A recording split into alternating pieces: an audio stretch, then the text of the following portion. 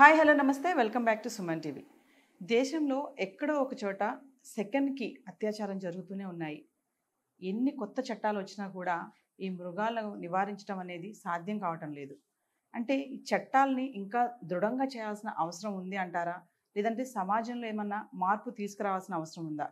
అసలు భారతావనికి భద్రత కల్పించాలంటే సాధ్యం కావటం లేదు. దీనికి ఏం చేయాలి? మరి ఈ అంశం మీద మాట్లాడడానికి ఈరోజు నేను ఉస్మానియా యూనివర్సిటీ సీనియర్ ప్రొఫెసర్ జీవి రెడ్డి గారితో ఉన్నాను. సార్తో మాట్లాడదాం. నమస్తే సార్. నమస్కారం.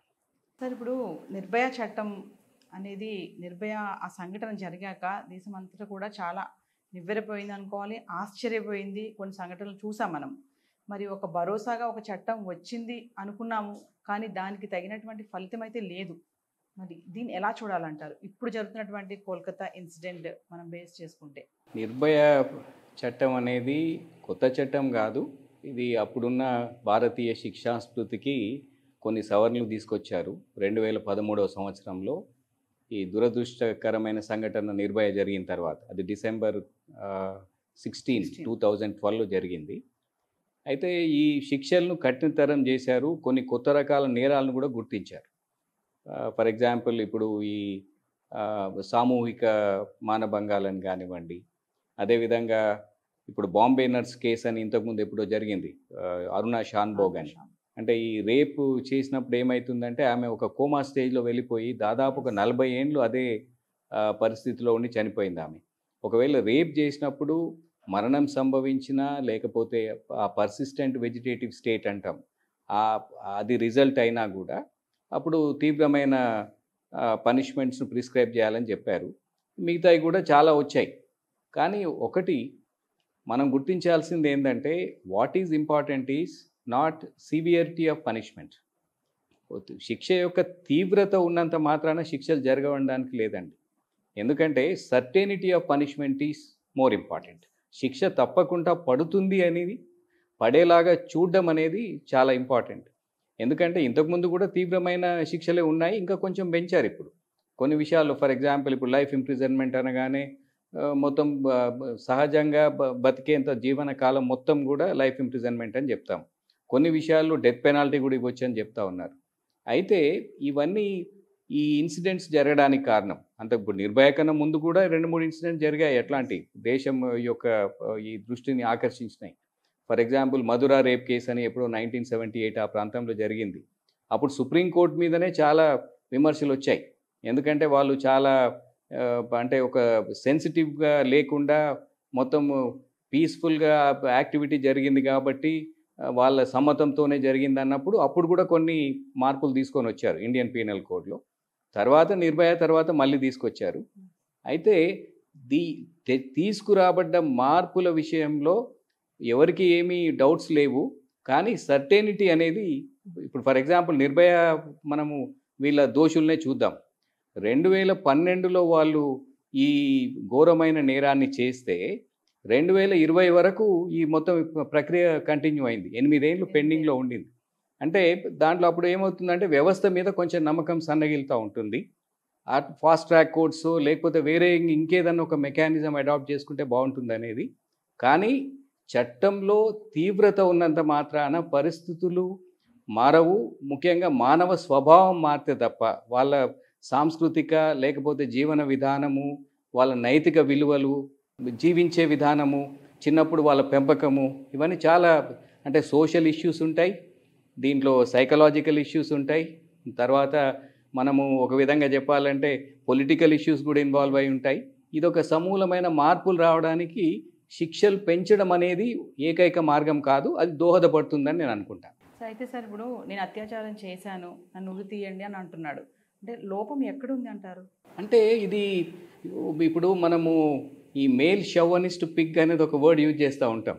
అంటే ఈ షవనిజం ఏదైతే ఈ ఛాందసవాదం మొత్తం, ఇంకా నేను మగవాన్ని, నేను ఏమైనా చేయగలుగుతాను, నేను చేశాను అనేది, అంటే అది 2 రకాలుగా మనము అన్వయించుకోవచ్చు. ఒకటి, అతను పూర్తిగా డెస్పరేట్ అయిపోయినాడు, తెగించాడు. దాంట్లో ఏమంటున్నాడంటే నేను చేశాను కాబట్టి ఉరి తీయండి అంటున్నాడు. అది ఒక ఏదో పశ్చాత్తాపంతో అంటున్నట్టు లేదు. అంటే నేనేదో చేశాను, ఓకే మీరు ఉంటే కావాలంటే ఉరి తీసుకోండి అని చెప్తా ఉన్నాడు. ఈ స్వభావం అనేది మారాల్సిన అవసరం ఉంది. సరే, ఆయన పోలీస్ వాళ్ళకు ప్రెస్ వాళ్ళకు చెప్పినంత మాత్రాన కోర్టులు దాన్ని అంగీకరించవు. ఈ కన్ఫెషన్ అనేది కోర్టులో న్యాయమూర్తి ముందు జరగాలి. దాని తర్వాత అది ప్రూవ్ కూడా కావాలి. అప్పుడు మాత్రమే అతనికి నేరం పడే అవకాశం ఉంది. అతను అట్లా చెప్పడంలో బహుశా ఒక మెసేజ్ ఇస్తున్నట్టు కనిపిస్తూ ఉంటుంది. ఎందుకంటే నేను తప్పు చేశాను అని మెసేజ్ ఇస్తున్నాడేమో, కానీ వాస్తవంగా పశ్చాత్తాపం కనిపించడం లేదు. ఇది ప్రాసిక్యూషన్ వాళ్లకు కొంతగా సహాయపడే విషయం ఇది. అంటే వాళ్ళు ఒకవేళ నార్కో అనాలిసిస్ టెస్ట్కి కూడా పెడతా ఉన్నారు కాబట్టి ఆ నార్కో అనాలిసిస్ టెస్ట్ చేసినప్పుడు కూడా ఒకవేళ ఆయన చెప్పింది తర్వాత మిగతా వాళ్ళు సేకరించిన సాక్ష్యాలు ఇవన్నీ కోయిన్సైడ్ అయితే, ఒకవేళ సేమ్ ఉంటే అతనికి శిక్ష పడే అవకాశాలు పెరుగుతాయి. సో అటాప్సీ రిపోర్ట్ చూసుకుంటే మరి దారుణమైన విషయాలు అయితే వెలుగులోకి వస్తున్నాయి. మరి ఇవన్నీ చూసుకుంటే ఈ కేసుని స్ట్రాంగ్ చేయడానికి ఇవి ఎంతవరకు హెల్ప్ అవుతాయంటారు? ఇంతకుముందు నేను చెప్పినట్టు ఇప్పుడు ఓరల్గా ఒక ఇన్సిడెంట్ జరిగింది, ఓరల్గా ఒక ఆయన స్టేట్మెంట్ ఇస్తూ ఉన్నాడు, నేనే బాధ్యుని, నన్ను ఉరి తీయండి అని చెప్తా ఉన్నాడు. That is one thing. ఇంకా సెకండ్ ఆప్షన్ ఏంటంటే, ఇప్పుడు ఈ అటాప్సీలో వాళ్ళైతే చాలా దారుణమైన విషయాలను బయట పెడతా ఉన్నారు. చాలా ఘోరంగా చేయబడ్డ నేరం ఇది. అమానవీయంగా మానవ విలువలేం లేకుండా అతి ఘోరమైన పరిస్థితుల్లో పాప మా అమ్మాయి చనిపోవడం జరిగింది. అంతకన్నా ముందు ఆమెను చాలా రకాలుగా టార్చర్ పెట్టినట్టు కూడా కనిపిస్తూ ఉంది. అయితే ఈ స్టేట్మెంట్ అనేది కొంతవరకు ఉపయోగపడుతుంది. దీనిలో ఫోరెన్సిక్ ఎవిడెన్స్ ఇవన్నీ చూసిన తర్వాత అప్పుడు ఈ నేరం నిరూపణ చేయాల్సిన అవసరం ఉంది. అయితే ఇప్పుడు మనకు వస్తున్న ప్రెస్ రిపోర్ట్స్ ప్రకారం ఏంటంటే, ఒక పెద్ద మూక దాదాపు కొన్ని వేల మంది వచ్చి ఉన్న సాక్ష్యాలన్నింటినీ చెరిపేశారు అని అంటున్నారు. దాంట్లో కీలకమైన సాక్ష్యాలు ఏమన్నా ఒకవేళ రూపుమాపితే అది కొంచెము మనకు ఛాలెంజింగ్ విషయం ఉంటుంది. బట్ అదర్వైజ్ ఫోరెన్సిక్ ఎవిడెన్స్ ద్వారా ఇది ప్రూవ్ చేసే అవకాశం ఉంటుంది. సో మరి ఇప్పుడు సుప్రీంకోర్టు చూసుకుంటే దీన్ని సుమోటోగా స్వీకరించారు. అయితే ఏదైతే విచారణ అయితే ఉందో అది వేగంగా జరుగుతుంది, ఫ్లోలో అయితే ఉంది. మరి ఇప్పుడు చూసుకుంటే మరి శిక్ష అనేది ఎన్ని సంవత్సరాల వరకు వస్తుంది అనేది మాత్రం తెలియట్లేదు. దానికి కారణం ఏంటంటారు? ఇప్పుడు సుప్రీంకోర్టు వారు వాళ్ళు తనంత తానుగా సుమోటోగా వాళ్ళు తీసుకున్నారు. చాలా మంచి విషయం. ఎందుకంటే దేశం మొత్తము మండిపోతూ ఉంది, ఇట్లాంటి ఇన్సిడెంట్స్ జరగకూడదు. సుప్రీంకోర్టు జోక్యం చేసుకుంది కాబట్టి ఒక సీరియస్నెస్ అనేది వస్తుంది. ఒకవేళ రాజకీయ లేకపోతే ఇతర ఒత్తిళ్ళు ఏమైనా ఉంటే ప్రాసిక్యూషన్ మీద కానీ విచారణ మీద కానీ ఇవి తగ్గే అవకాశం ఉంటుంది. ఈవెన్ జడ్జి వాళ్ళు మన న్యాయస్థానాల వాళ్ళు కూడా దీన్ని సీరియస్గా తీసుకునే అవకాశం ఉంది.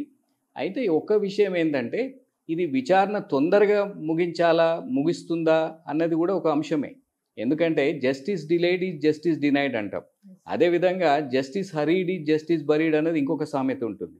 ఈ విషయంలో ఏమవుతుందంటే, తొందరగా ఫాస్ట్ ట్రాక్ కోర్టులు పెట్టి ఇమ్మీడియట్గా చేస్తారంటే క్లించింగ్ ఎవిడెన్స్ అనేది ఉంటే, అది పోలీస్ వాళ్ళు కానీ ఫోరెన్సిక్ సైన్స్ ల్యాబొరేటరీ వాళ్ళు కానీ మిగతా స్టేక్ హోల్డర్స్ కానీ దాన్ని వాళ్ళు క్లియర్గా కలెక్ట్ చేసుకోగలిగితే ఖచ్చితంగా ఈ తొందరగా శిక్ష పడే అవకాశం ఉంటుంది. కానీ నేను మీకు ఇంతకుముందు చెప్పినట్టు ఈవెన్ నిర్భయ విషయంలో కూడా ఆ 4 నిందితులకు ఉరివేయడానికి 8 సంవత్సరాలు పట్టింది. ఇప్పుడు సెషన్స్ కోర్టు ఒక 3-4 ఏళ్లలో మనకు జడ్జిమెంట్ ఇచ్చినా కూడా వాళ్ళు చేసిన అప్పీళ్ళు తిరిగి మళ్ళీ అప్పీల్ చేయడము చివరి వరకు. సో ఇక్కడ కూడా అట్లాంటి సంఘటన పునరావృతం కావచ్చును, కానీ తొందరగా కంప్లీట్ అయితే అప్పుడు వ్యవస్థ మీద నమ్మకం వస్తుంది. ఇట్లాంటి ఇన్సిడెంట్స్ ఇక ముందు పునరావృతం కాకుండా జరిగే అవకాశం ఉంటుందండి. సో చూసుకుంటే ఓవరాల్గా మరి ఇలాంటి అత్యాచారం కేసులు సత్వర అంటే తొందరగా మనకి జడ్జిమెంట్ రావాలని చెప్పి ఫాస్ట్ ట్రాక్ కోర్టులు అయితే ఏర్పాటు చేయడం అయితే జరిగింది. అయినా కూడా ఆ న్యాయం అనేది జరగటం లేదు ఎక్కడ కూడా. అంటే ఫాస్ట్గా ఏం లేదు. అది దీన్ని ఎలా చూడొచ్చు అంటారు? అంటే ఒకటి, ఇది ఇప్పుడు మన ఇన్స్టెంట్ కాఫీ ఇన్స్టెంట్ టీ లాగా ఇన్స్టెంట్ జస్టిస్ అనేది ఉండదండి. ఎందుకంటే న్యాయ వ్యవస్థ వాళ్ళు ఏం చేస్తారంటే 1000 మంది దోషులు తప్పించుకున్నా పర్వాలేదు కానీ ఒక నిర్దోషికి శిక్ష పడొద్దు అనేది ఒక కాన్సెప్ట్. సో ఆ క్రమంలో వాళ్ళు ఏం చేస్తారంటే the guilt of the person, అంటే నేరం అన్నది it must be proved beyond reasonable doubt. అంటే ఎట్టి కోణంలో నుంచి చూసినా వీళ్ళే నేరం చేసినారని అది రుజువైతే తప్ప వాళ్ళకి శిక్షలు వేసే అవకాశము కోర్టులకు ఉండదు.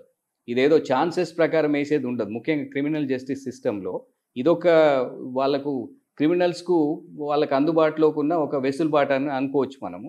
సో అందుకోసం అని చెప్పి ఒకటి మనకు సరైన సంఖ్యలో ప్రత్యేక న్యాయస్థానాలు ఉండాలి.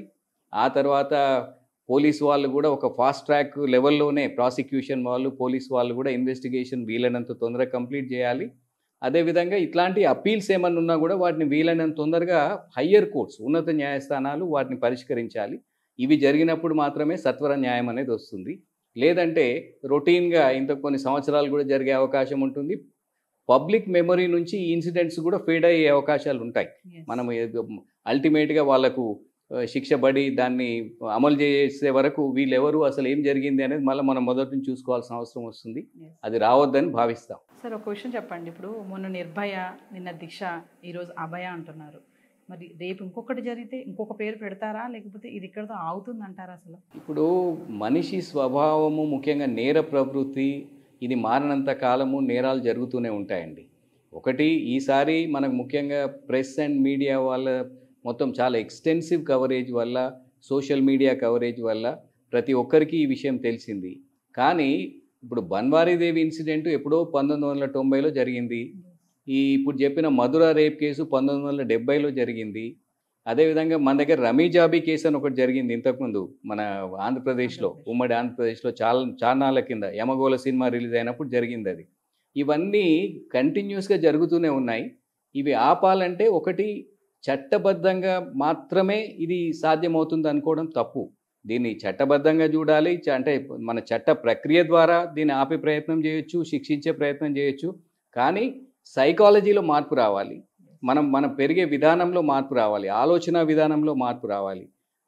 విమెన్ని మనం ఒక ఆట వస్తువులాగా కాకుండా వాళ్ళను కూడా ఈక్వల్ హ్యూమన్ బీయింగ్స్ లాగా చూసి వాళ్ళని గౌరవించే ఒక సమాజం అనేది రావాలి. ఇవన్నీ రావాలంటే ఒక మల్టీ ప్రాంగ్డ్ అప్రోచ్ అనేది అవసరం. అంటే ఒకటి చట్టంలో రాసినంత మాత్రాన ఇది పోదు. ఇది చట్టము తన పని తను చేసుకుపోవాలి.